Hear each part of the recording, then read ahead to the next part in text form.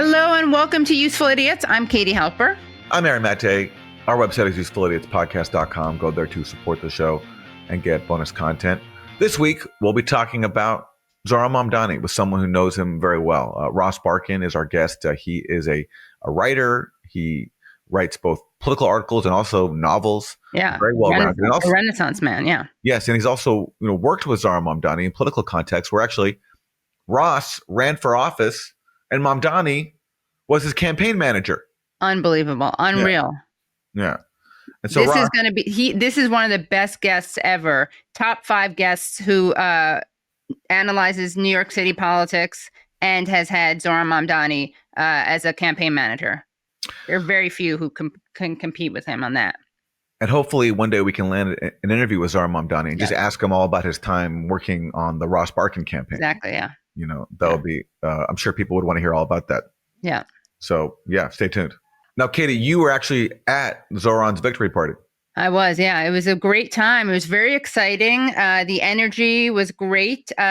We did some live streaming. Rania Kalik with Breakthrough News was doing some live streaming, and I, did some co-live streaming, I guess, with her. I interviewed her. She interviewed me. She interviewed tons of people. And I have to admit, I was expecting him to win. I didn't expect that I would be so viscerally excited. When we saw he was winning, I did get goosebumps live on air. I got goosebumps. Yeah. So that was an exciting moment. Well, listen, I can't recall a political victory like this in my lifetime, at least in U.S. electoral politics. This is an unapologetic democratic socialist who supports Palestinian rights, who centers working people, and he's winning sort of the financial center of the world, home to some of the most powerful people in the world. It's a huge victory and a tribute to the grassroots movement that he mobilized. More than 100,000 people. I mean, if you've been in New York City at all during this campaign, you can see it everywhere. It's people out there canvassing for Zohran. The Kamala Harris campaign, they tried to center joy, right? Joy was a big thing. This was real joy. Join-a-side, as we called it. Join-a-side, yeah. Well, this was real joy because this campaign actually stood for something. And it's so moving to see all the different walks of life that were enrolled in this campaign, not just like your traditional people who take part in politics, but a lot of people who are usually left out. And that's, exactly. I mean, if you're a progressive, this is what you want to see. So it was incredible. I went to a different watch party in Bushwick. It was like a venue. It was like a DSA refugee camp. It was like just a massive, this is a massive venue. People were so excited. It was crazy. But it was incredible to be around and inspiring. You could see, especially in the parts of when people would speak, whenever they brought up Palestine and the importance of Zohran in pushing back on the people who support genocide, there were just such loud cheers, which I was just very moved by. You could see in young people, they've really been mobilized by the genocide. And that to me is just, if you're looking for hope in this world, in a very bleak world, you can see in young people and in Zohran's campaign, I think, a lot of possibility for what politics could be. Yeah, I agree. And what was really exciting was that even after the event, so it was held at the Brooklyn Paramount Theater, which I think, he's very a Queens guy. That's where his election headquarters are. But I think they just needed a space that was so big that they had to go to Brooklyn. Not that he's a Brooklyn hater, and there's certainly a lot of Brooklyn supporters of his. But after the party ended, there were hundreds of people waiting for him to come out. They were so excited. And there were a bunch of drivers who would pass and would honk because it says, Zohran on the marquee. And so they were really excited too. Truck drivers, regular vehicle drivers. There was a lot of excitement that literally spilled onto the streets. All right. Well, there you go. Useful Idiots, your one-stop shop for Zohran victory party in Brooklyn recaps. Oh, yeah. We had Brooklyn covered for you. Yeah. We're excited to share with you this week's sponsor, Venice AI. ChatGPT has the former director of the NSA sitting on its board. Edward Snowden called this a, quote, willful, calculated betrayal of the rights of every person on Earth, end quote. We think it makes sense to refrain from using AI until you have privacy clarity and legal clarity. Just think about all the private things you've typed into ChatGPT. Late night questions, business ideas, even sensitive personal struggles. How would it feel if those conversations weren't private? That's where Venice AI comes in. I can use Venice to run leading open source AI models directly in my browser. My conversations are encrypted and stored only on my device, so no corporation or government can spy on me, censor me, or use my data for profit. Using AI can help with content creation, information retrieval, personal assistance, coding, and so much more, but we shouldn't have to risk our privacy to use it. If you want to use AI without handing your most personal information to corporations or the government, check out Venice.ai. Get 20% off a pro plan at venice.ai/useful with code useful. All right. As we announced last week, the format of the show is changing slightly. Now, you're still getting Monday morning, where we watch the Sunday morning news show, so you don't have to. That's every Monday morning. That is staying the same. But now for our Friday show, we are changing things up a little bit. Our paid subscribers get what's now called the Friday free-for-all, which is our recap of the week, everything that basically happened since Monday. That you'll get every Friday, along with the interviews that we do every week. For our free subscribers, here is a preview of this week's Friday free-for-all. It's been a crazy week. It's been an encouraging week if you care about working people, if you don't like genocide, because in New York City, the country's largest, the center of the financial elite, you could argue, a center of the whole world, really. Yeah. The world's capital, yeah. Zohran Mamdani, a young Muslim democratic socialist, was elected mayor after a unprecedented grassroots campaign, more than 100,000 volunteers mobilizing to take a guy who started off at 0% in the polls, literally, to more than 50%, beating scion of the Cuomo dynasty, Andrew Cuomo, after Andrew Cuomo launched a very vicious Islamophobic campaign. It was a beautiful sight. Andrew Cuomo was so bigoted that he appeared on a radio show and actually did not push back on a host who said that Zohran Mamdani would cheer for the next 9/11. He actually laughed. God forbid another 9/11. Can you imagine Mamdani in the seat? Yeah, I could. He'd be cheering. It's another problem. How great is it to finally see an openly Islamophobic campaign actually fail? I mean, Trump has run several Islamophobic campaigns and he's won. So hopefully this is not a one-off, and this signals a new political trend where you can't just be openly Islamophobic and win a major election campaign. That's the hope. Inshallah. All right. Well, speaking of Zohran Mamdani, let's get into our Friday free-for-all with President Trump.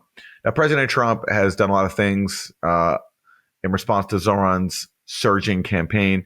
He called him a communist. He's threatened to cut off federal funding for New York City.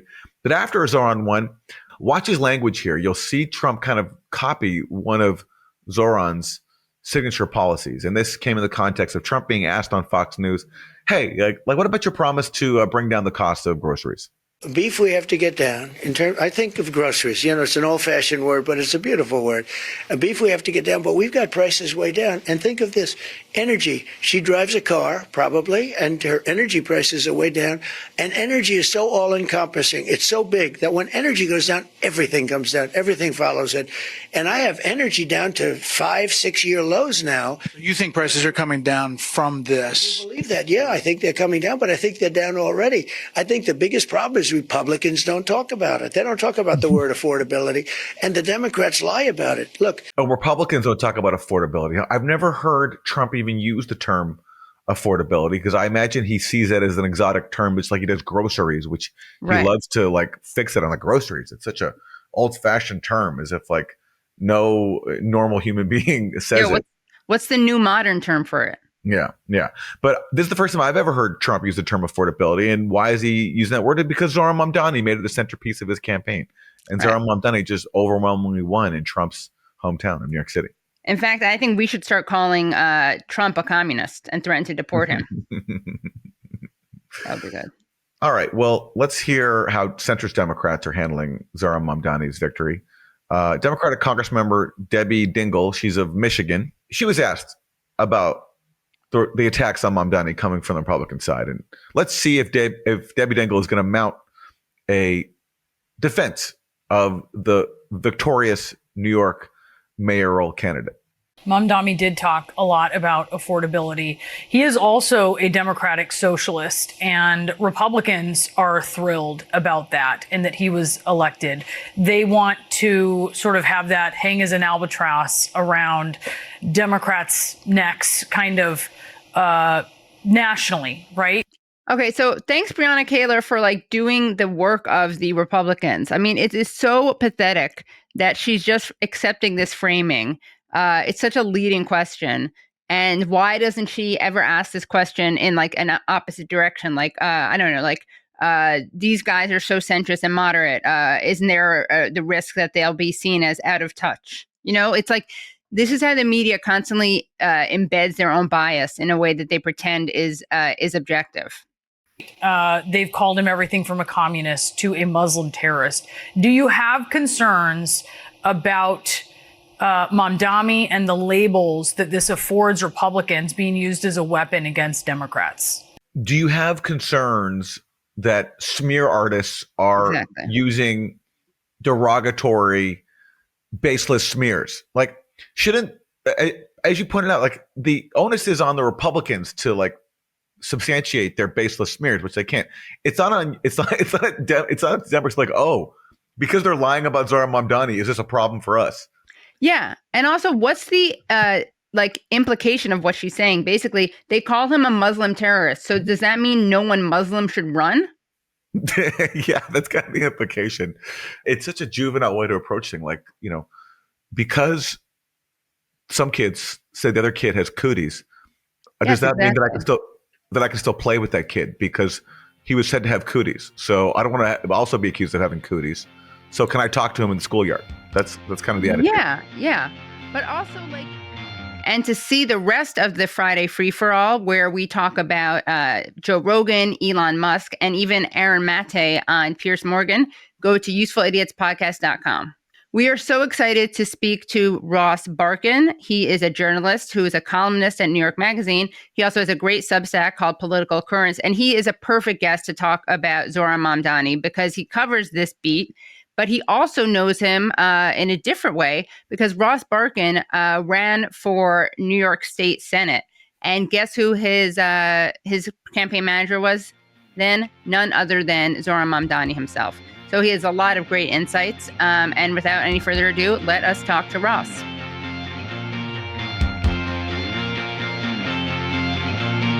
Welcome back to the show, Ross. Thank you for having me. Excited to be back.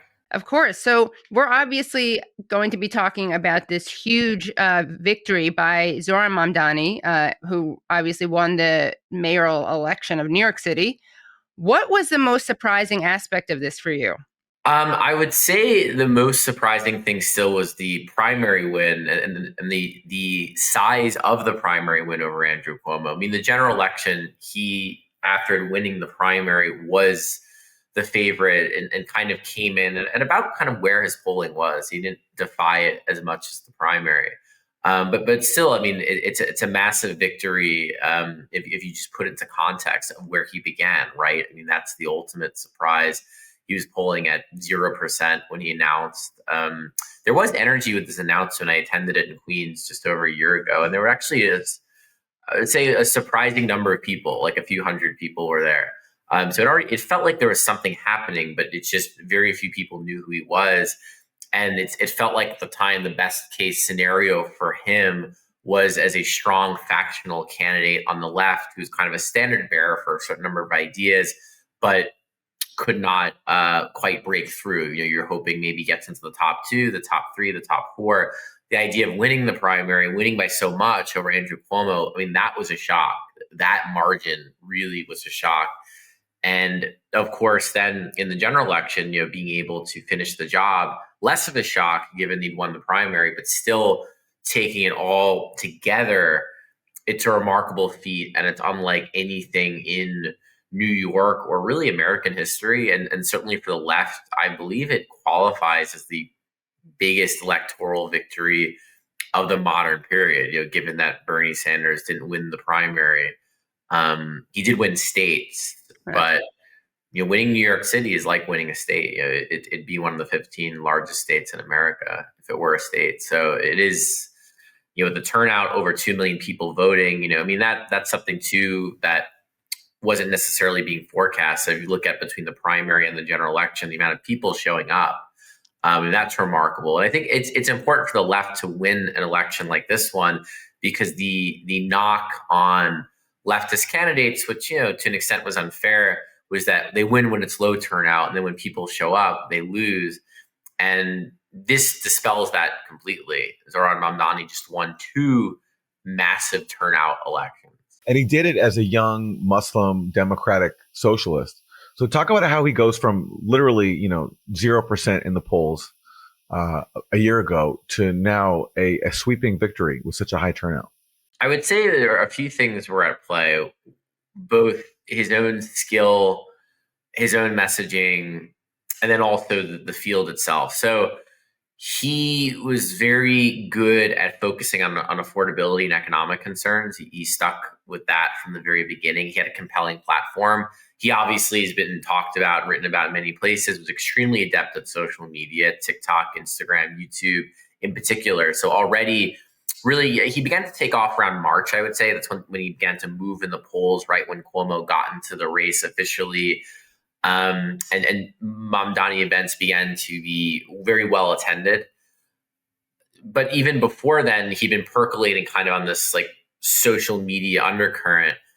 And I really think being an unapologetic leftist, being authentic, really helped him a lot. I think there was a lot of dissatisfaction in the primary and in the general election too, with political elites, with the political establishment. Zohran was both a leftist, a Muslim, a socialist. He was also an anti-establishment candidate.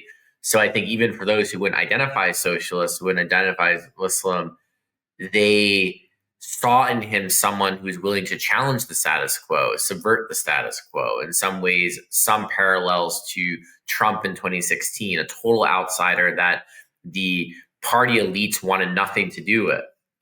And certainly for Zohran, I mean, he was the worst nightmare for a lot of these Democratic establishment types, especially the Israel hawks in the party, who had spent decades declaring that anything but unstinting support for Israel was a non-starter. And last year, the Israel hawks had a very good year overall, right? They had marginalized the uncommitted movement. They were blocked from the DNC.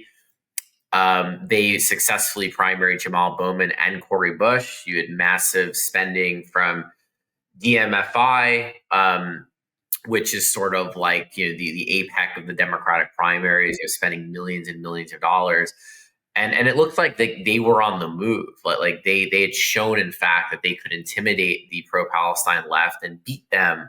And so for Mamdani to come in this way, to run unapologetically as a pro-Palestine candidate, only moderating slightly, I would say, he's not a pure, at least vocally and publicly, an anti-Zionist anymore, but certainly is Israel skeptical, to say the least, and calls, what's happening in Gaza genocide, has said he'd arrest Netanyahu.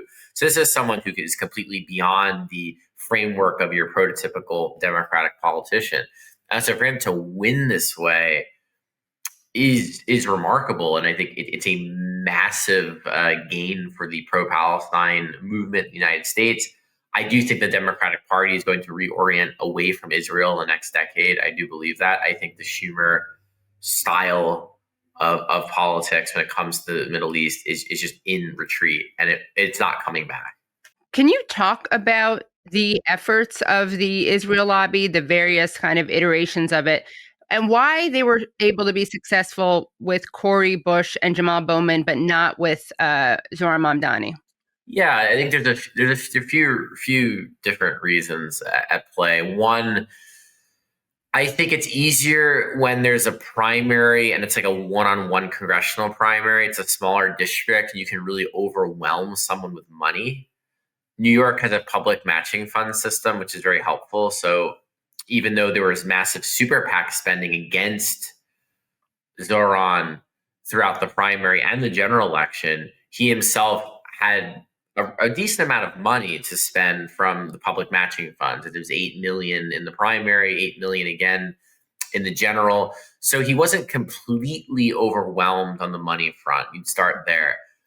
I do think also the DMFI and APEC machine benefited from having flawed incumbents in Bowman and Bush. They both had struggled with other scandals as well. In the case of Bowman, they found the ideal challenger for him, which was the Westchester County executive. So there were those particular circumstances, whereas in the mayoral race, it was a larger primary. Now you had Cuomo, the vaunted frontrunner, who of course was a staunch Israel hawk. I mean, this is someone unapologetically for Netanyahu, was on Netanyahu's defense team. It's so crazy that it is. I do think you had the inherent talent and skill of Zohran. I also do think from 2024 to 2025, the winds just shifted even more, right? You think about the timing of the Bowman primary, for example, that was June of 24.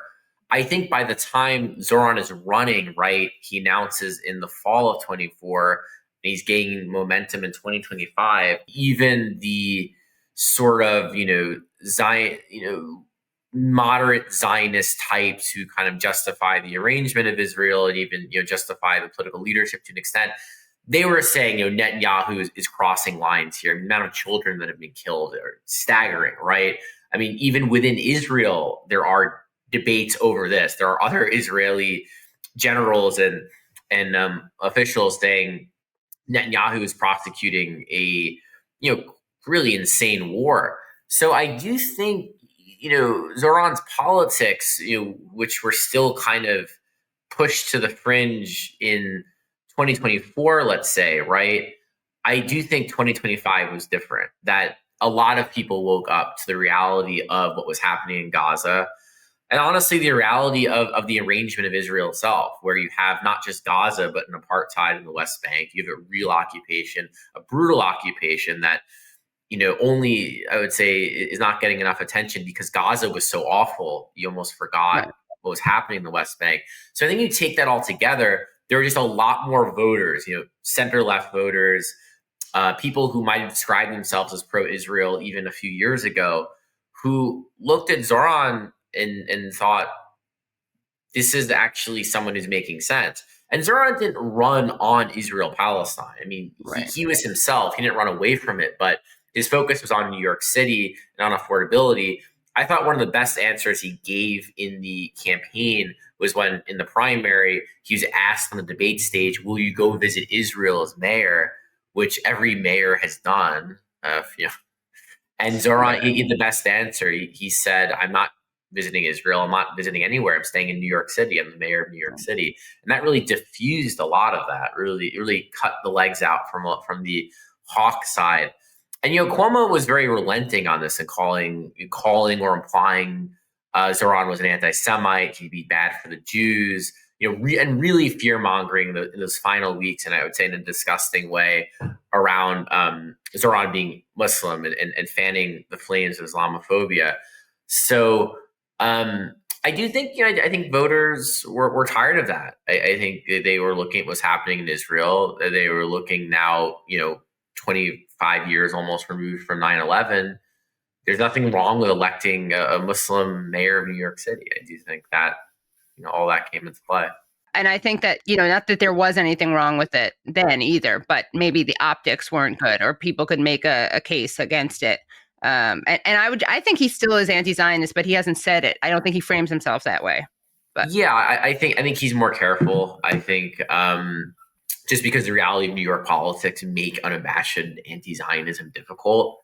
But yeah, he sort of, I think, said Israel, has a right to exist. And it hasn't advocated forcefully. He said Israel has the right to exist as a democratic state with equal rights for everyone, which was a brilliant answer because it exposed his opponents to be supporters of apartheid. And that's the point here. He didn't run on Palestine. His opponents did. They tried to make it the issue, and that ultimately helped him. Let's go to Chuck Schumer, because Chuck Schumer stood out, whereas at least Hakeem Jeffries, at the very last minute, endorsed Zohran Mamdani. Chuck Schumer did not. And Chuck Schumer was asked about whether or not he voted for his party's nominee. And this was his answer. Today is election day in New York City. Did you vote for Mamdani or Cuomo? Look, I voted, and I look forward to working with the next mayor to help New York City. So he can't even say Mamdani's name. He can, of course, say who he voted for. And this is from the New York Times. This is what they just reported.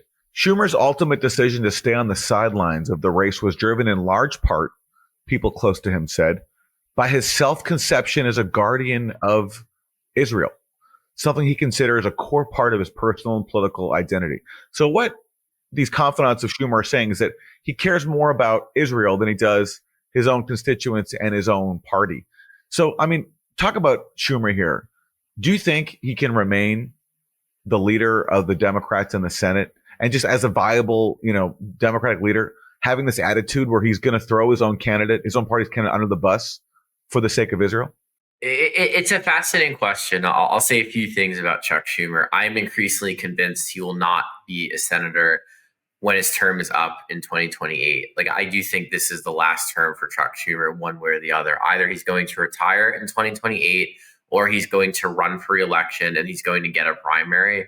And I would have said a year ago he'll win the primary. And I don't increasingly feel that way anymore. I think there's a lot of dissatisfaction with Schumer, both from the left, of course, from progressives and leftists, but also even from center left and moderate Democrats who just view him as part of this gerontocracy, that don't feel he's standing up to Donald Trump. They feel he lacks a backbone and he's tired. They want fresh leadership. You see a lot of like the Senate candidates running now, like Mallory McMorrow, Graham Plattner, some others. They've said they will not support Schumer for leader if they win. I think that sentiment is going to grow. He's going to be the leader for now. I mean, I think it'll be interesting after 2026 if Democrats make gains in the Senate. If they win the Senate, which is a long shot, it's a real long shot, but if they somehow did it, I could see there being a real move against him as Senate leader if somehow they entered the majority. I think as long as they sit in the minority, there might not be a movement to dispose him just because other ambitious Democrats might not feel it's worth it yet until there's a majority.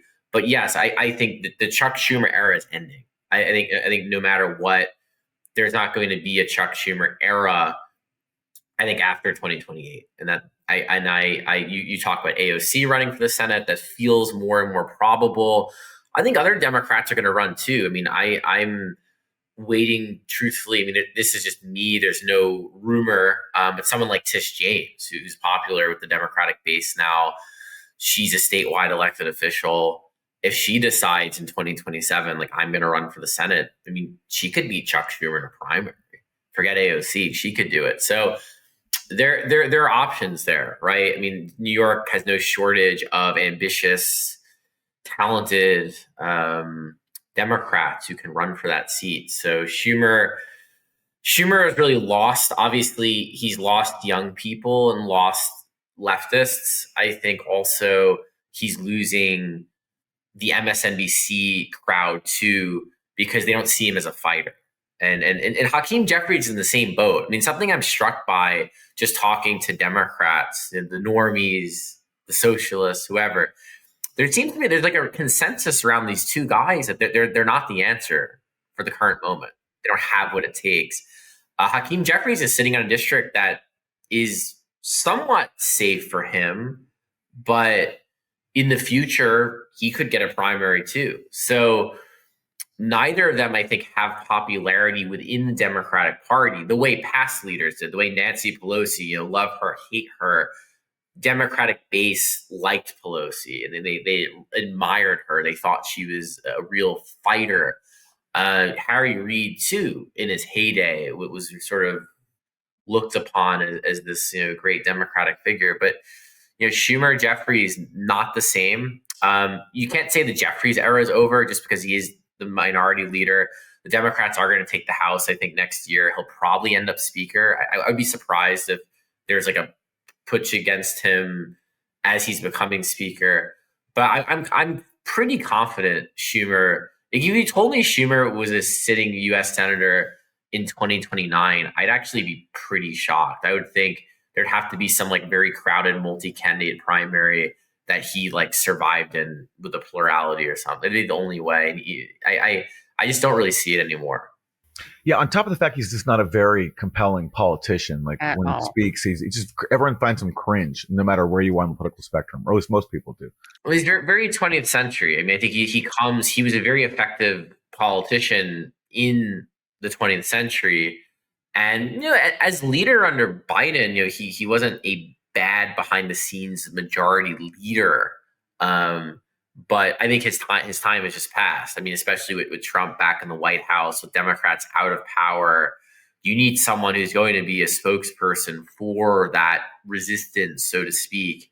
And he just isn't it. And he's also an Israel firster. And I just don't, if you look at the polls with Democrats, that's just not tenable anymore. Not like it used to be, no.